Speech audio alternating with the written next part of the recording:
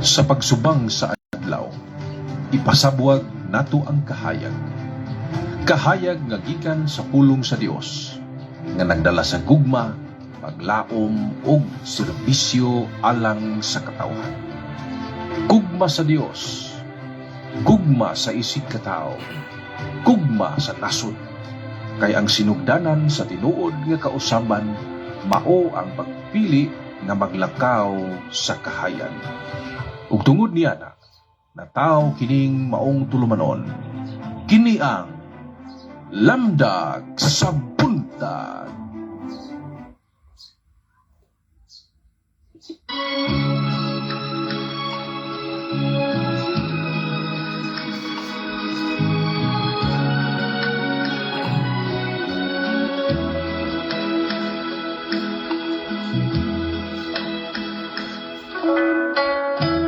Maayong buntag, mga igsuon sa pagtuo. Kinunusab ang inuhang igsuon Brad Mike Romatruelos. O welcome sa lain atong episode nining atong matag adlaw nga programa Lamdag sa Buntag. Karong buntaga mga igsuon atong dapiton ng Ginoo diha sa atong taliwala, diha sa atong pagpamalandong sa iyahang mga pulong, taliwala sa atong mga kakapoy, sa atong mga trabaho, sa atong mga kabalaka. Unta kita nining adlaw hatagan niya sa iyang kalinaw, giya ug bendisyon. Kay bisan pa man sa daghan nga mga kalisod sa atong adlaw-adlaw nga pagpangay na buhi, apan doon naghihapon kitay higayon nga gihatag ang Ginoo aron kita makapahulay dili lamang sa lawas kundi labi na diha sa atong espiritu. Nining adlaw ang tema sa atong pamalandong pinasubay sa Ebanghelyo, ang kaluoy naghatag og bag-ong kahulugan sa adlaw nga igpapahulay. Ang iyong pagsugod, kita mag-aampo. Sa ngalan sa Amahan ug sa Anak sa Espiritu Santo. Amen. Among Ginoo, salamat kaayo sa bag-ong adlaw nga imong gihatag kanamo. Salamat niining kahayag nga nagabanhaw kanunay sa among paglaom. Ug nga diha sa kahilom kami imong giandam diha sa among mga kasing-kasing nga mahimong makapaminaw sa imong mga pulong. Taliwala sa among mga kakapoy ug kalihukan, hatagi kami nining adlaw sa tinuod nga pagpahulay. Dili lamang sa among lawas kundi apil na gilabi na diha sa among kalag ug espiritu. Puna kami diha sa imong kalinaw ug kaluoy aron mahimo kaming panalangin ngadto sa uban. Kini among giampo pinagi ni Kristo among Ginoo. Amen. Sa samahan ug sa Anak sa Espiritu Santo. Amen. Ang atong ebanghelyo mga igsoon akong balikon tinutlo kini sa ebanghelyo ni San Lucas ug mabasa nato kini sa Lucas 14:1 ngadto sa 6. Usan niya na ka adlawng ipapahulay, miadto si Jesus sa balay sa usa ka inilang Pariseo aron mukaon. Ug ang mga tao naniid pag-ayo kaniya. Unya dihay tao kansang mga bitiis ug mga bukton ng hupong nga miduol kang Jesus. Nangutana si Jesus sa mga magtutudlo sa balaod ug sa mga Pariseo, gitugot ba sa balaod ang pag-ayog masakiton sa adlawng igpapahulay? Apan wala sila mutubag. Unya gigunitan o giayo ni Jesus ang tao ug gipalakaw. Unya mingon siya kanila, kung usa kaninyo may anak o may baka nga mahulog sa atabay sa adlawng igpapahulay, dili ba ninyo kuhaon kini niana gayong adlaw? Apan wala sila makatubag kaniya bahin niini. Maigsuon ang ebanghelyo sa atong kaluwasan. Maayong buntag once again mga binati nga mga kaigsuonan.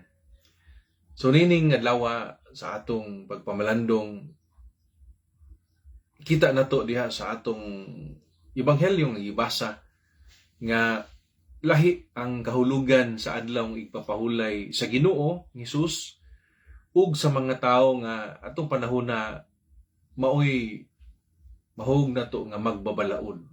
No? Kaysa ilang balaod, ang kahulugan sa adlaw ipapahulay, di gyud ka magbuhat og bisan unsa. Apil na ang pagtabang sa mga masakiton, ginadili kay pagbuhat man.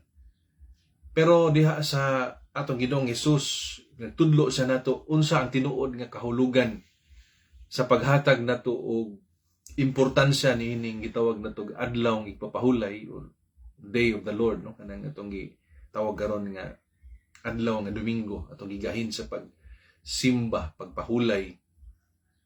Una nga punto nga angay natong masabtan mao nga ang tinuod nga kahulugan sa igpapahulay. Ano itong unang pagasabton ron. Unsa man jud tinuod ani nga meaning kun ang Ginoong Hesus maoy atong pamation. Sa atong nabasa, ang adlaw igpapahulay dili lang di kini panahon sa physical nga pagpahulay. Apan panahon kini sa paghatag og balik sa kinabuhi. Pagpabalik sa kinabuhi. Panahon nga angay mamalandong, panahon nga igahin alang sa taimtim nga pag-ampo ug pagtabang labi na sa mga nanginahanglan. Si Jesus mismo nining adlaw nag-ayo sa mga masakiton aron ipakita nga ang gugma mas labaw kaysa balaod. At tumalikon mga igsuon, ang gugma labaw kaysa balaod. Ang itang mamalandong ni ini nga mga punto kay kung kita usab mususi sa ato mga kinabuhi. Kumusta man ang adlaw nga igpapahulay nga atong gibansay sa atong kinabuhi. Matag Domingo sa atong adlaw nga diin kita na mahulay gikan sa trabaho, nakahatag ba usab kita og pahulay ngadto sa uban, sa atong pamilya, sa atong kapikas sa kinabuhi, baka sa atong kaugalingon mismo nga kalag. Tinud-anay bang nahimo nga pahulay o diha lang taman sa physical nga pahulay apan wala makapahulay ang espirituhanon nga aspeto sa ato nga kinabuhi. Ikaduha nga angay natong pamalandungan mga isuon nga punto nga ipakita usab sa Ginoong Hesus nga ang kaluoy mas labaw pa sa tradisyon sa ilang kultura sa mga Hudiyo. Ang mga Parisiyo nagtutok kanunay sa balaod. Dito nakatutok sa balaod. Apan ang Ginoong Hesus tuwa nakatutok sa tao. Tungod kay ang iyang kasing-kasing nahigugma man pag-ayo. Mao nang tuwa siya nakatutok sa kahimtang sa tao. Ang adlaw nga ipapahulay dili lang di ay kabahin sa pagsunod sa balaod, kundili mahitungod kini sa pagsabot sa kasing-kasing sa balaod. Unsa man ang kasing-kasing sa balaod? Ang kasing-kasing sa balaod mao ang paghigugma sa Dios ug ang paghigugma sa atong isig katawo. Ang Ginoo dili mo tan-aw mga igsuon kon pila ka beses ta mo simba, kundi ang mas tagaan niya og gibugaton kung kapila man ta ni paambit sa atong kaluoy ngadto sa atong isig katawo. Kay kung sa atong pagsimba nadawat nato ang kaluoy sa Ginoo, dili pwedeng taman ra sa atong kaugalingon ang maong kaluoy ug dili nato ipaambit usab ngadto sa atong mga kaigsuonan nga nanginahanglan usab sila og kaluoy aron makapahulay sa ilang mga kalisod, sa ilang mga kasakit ug sa ilahang mga problema. Ang ikatulo nga punto nga angay natong pamalandungan nga ang pag-ayo sa lawas o sa kalag ang ibuhat sa Ginoo usa ka larawan sa tinuod nga pagpahulay. Katong tao nga nihubag ang bitiis, nakasinati gud siya sa tinuod nga pahulay sa dihang giayo siya sa Ginoong Hesus. Pahulay gikan sa kasakit, itong iyang gibati, pisikal niyang kasakit, sa iyang mga pag-antos. Apan labaw ni ana, giayo usab sa Ginoo ang iyang espirituhanon nga panginahanglan. Nga sa iyaha di ayng kalisod, nga sa iyaha di ayng kasakit ug pag-antos, adunay Dios nga naluoy kaniya, nga migahin kaniyag panahon, mihikap kaniya, midawat kaniya, ug mipahig-uli sa iyang kahimsog, dili lamang sa kahimsog sa iyang lawas, kundili labaw pa diha sa kahimsog sa iyang kalag. Mangigsuon, mao ni ang gusto sa Ginoo sa ato nga kinabuhi, nga mamahimo usab kitang mga Hesus nga ngadto sa uban. Nga kita ang atong mga presensya, ang atong mga kinabuhi makaayo sa uban. Bisan sa yano nato nga mga paagi, bisan sa yano nato nga mga buhat. Ug mao ni ang angay natong timan-an nga ang atong misyon sa matag adlaw nga kita unta makaayo sa uban. Tinud-anay ba nga kaayo ta sa uban? Usukwahi ba hinuon ang atong nabuhat? Kay imbis hinuon makaayo ta sa uban, basin hinuon igsuon og kitay nakatampo og nakadaot hinuon sa atong isig tao. Nakadaot hinuon sa ubang mga tao nga naglibot sa atong kinabuhi. Usa nini nga adlaw kung naatay naidhan nga mga dunay sakit, panginahanglan, nanginahanglan sa presensya, kaistorya, kaya na to na siyang ipaambit, no? Ang ato ang mga kinabuhi usab. Aron mahimutang mga gagmayng instrumento sa Ginoo. Mahimo kitang mga kamot ug mga tiil sa Ginoo. Mahimo kitang mga instrumento sa pag-ayo sa kinabuhi sa uban. Nga pinagi sa atong simple nga pag-atiman sa usag-usa. Sa simple nato nga pag-ampo, paggahin sa atong mga presensya, mahimo kining tambal sa ilang mga kalag. Tambal sa ilang mga panginahanglan. Tambal sa ilang kalisod, kasakit o mga pag-antos.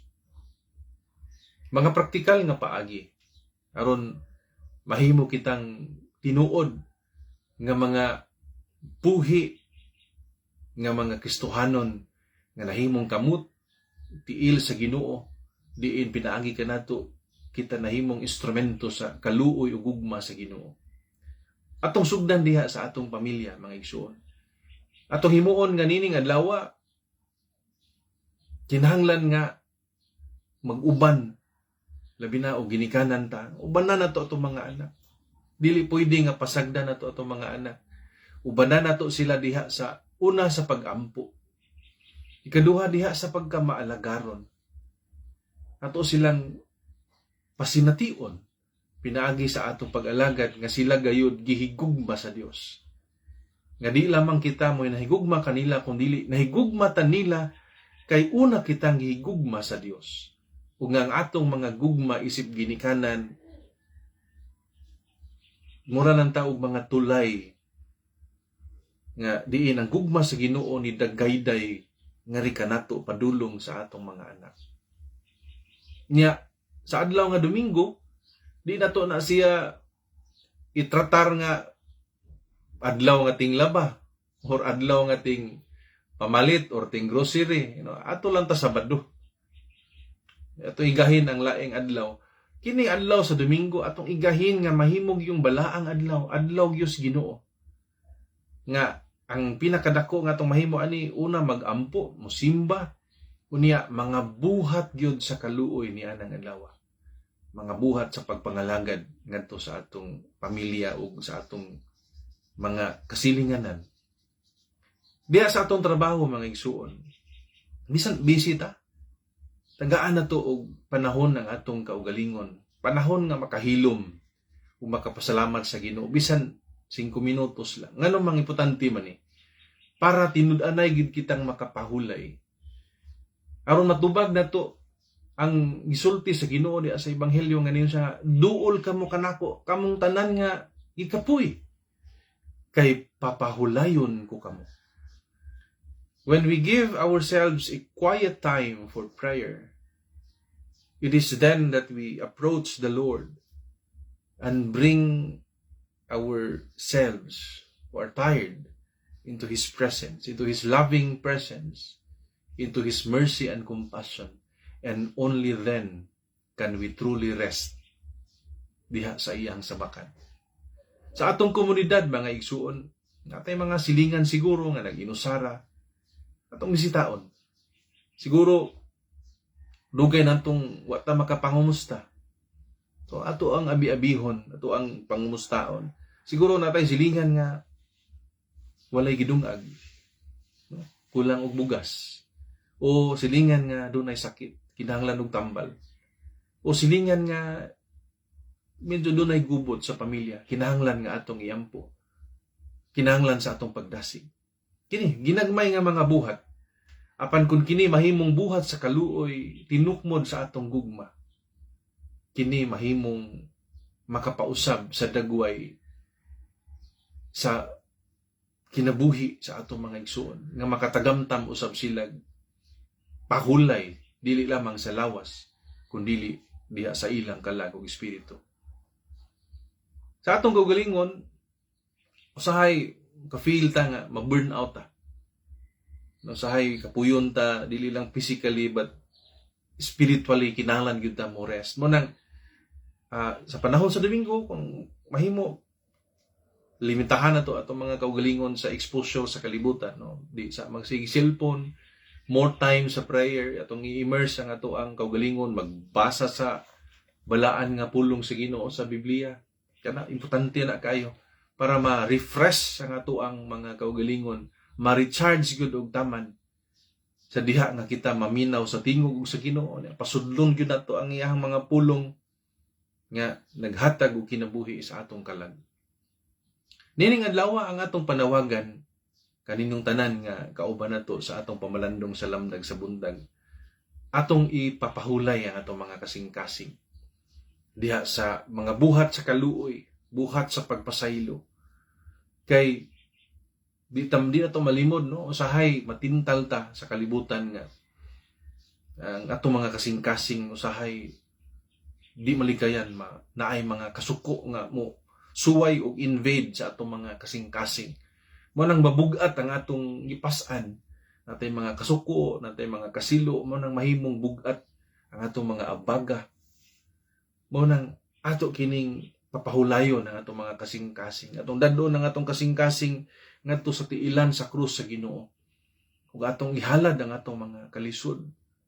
Ug nga mangayo ta sa grasya nga sa dihang kita usab makatagamtam sa maong pag-ayo ug pagpahulay, gamiton usab kita sa Ginoo nga mahimong instrumento nga makaayo usab kita sa kahimtang sa uban. Mahimo kitang maayo nga impluwensya, maayo nga alagad ngadto sa atong isig katao.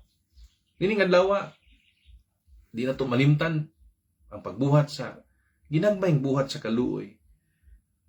Kanang pagpahinumdom sa itong mga anak nga ato silang ipangga, pagpahinumdom sa itong mga igsuon, mga higala, kauban sa trabaho o kauban sa simbahan nga ato silang ipangga o giampo sa kanunay.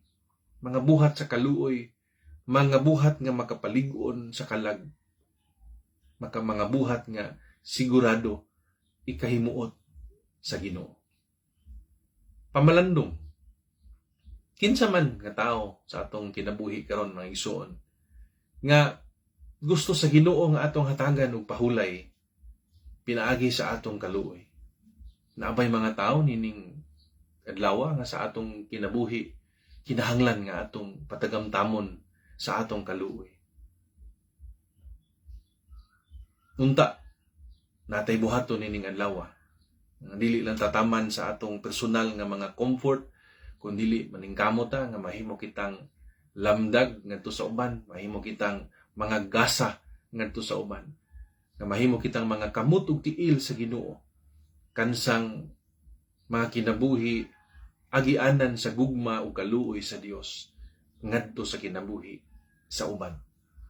So nining buntaga, salamat kaayo sa inyong pag-uban nako. Nining atong mubo nga pamalandong, medyo dugay ta nakasugod kay pilmi sa culmination karon sa Rosary Month, tambong sa Santos nga misa. So medyo tataod sad nahuman, mo nang medyo dugay-dugay ta karong adlaw. Apan holiday man gihapon, so salamat sa Dios. So padayon ra gihapon ta sa atong mga pagpamalandong mga igsoon. Atong takupan ang ato ang pamalandong pinaagi sa usa ka pagampo. Ginoong Dios, salamat sa imong mga pulong sa kinabuhi nga imong gihatag kanamo nining buntaga. Salamat sa imong kaluoy nga naghatag og kahulugan sa among adlaw-adlaw nga pagpahulay. Tabangi kami Ginoo nga makakita og panahon nga maghatag usab kami pahulay ngadto sa uban. Ug unta kami sa kanunay dili malimot mopahuway diha uban kanimo. Ug nga himua kaming mga instrumento sa imong gugma ug kaluoy ngadto sa uban. Hatagi kami og kalinaw sa hunahuna ug kalipay sa among pagpangalagad niining adlaw. Kining tanan among gipangamuyo, gipasalamatan pinagi ni Kristo among Ginoo. Amen. Sa ngalan sa Amahan ug sa Anak sa Espiritu Santo. Amen. Sa di pa ta manamilit akong i-greet no ang atong mga nagtan-aw nining ato ang show karong adlaw. Shout out ni Ma'am Renelda Baluka. Salamat kaayo Ma'am Renelda sa imong makanunayon nga paglantaw o pagsuporta. God bless you and your family.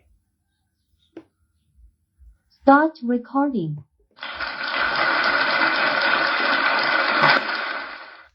Og ni Rosario Otara, maayong buntag kanimo diha God.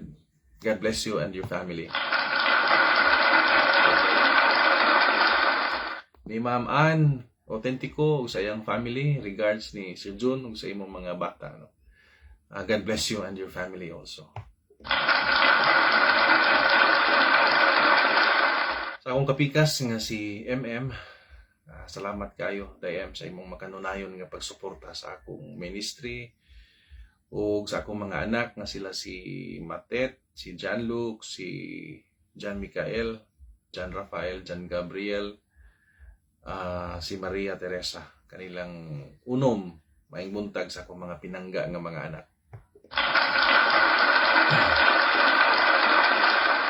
Ako po nga i-shout out ang akong mga higala nga mga kaparian nga nakaroon sa Bienonido na planning para sa Young Adults Ministry na karon sa Puerto San Pedro, sa usa sa mga resort dito. Sila si Father Sherwin Lim o si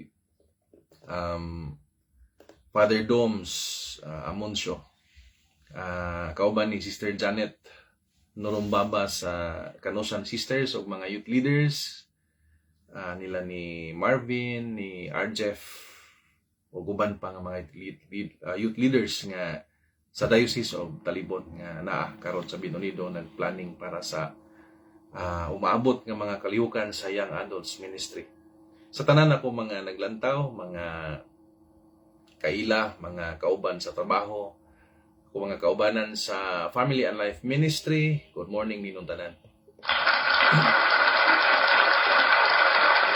Ako mga kauban sa Knights of Columbus ni Brad Idel o ni Brad Richard, maayong buntag ninyo mga igsoon.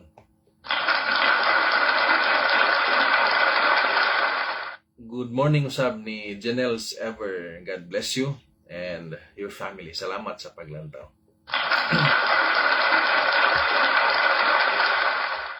Ug daghan kay salamat mga igsunan sa inyong pag-uban ako nining lamdag sa buntag natong tulumanon matag Lunes ngadto sa Sabado. Hinaot nga ang pulong sa Dios nining adlaw nakahatag nato og pahulay sa atong kalag, kahayag sa atong adlaw. Unta di ta malimot nga ang tinuod nga pahulay makita diha sa kaluoy ug gugma sa Dios. Makita-kita ta og mga adlaw sa lain na usab nga episode sa lamdag sa buntag mayong adlaw o panalangin anong kamo sa Ginoo sa kanunay. God bless you.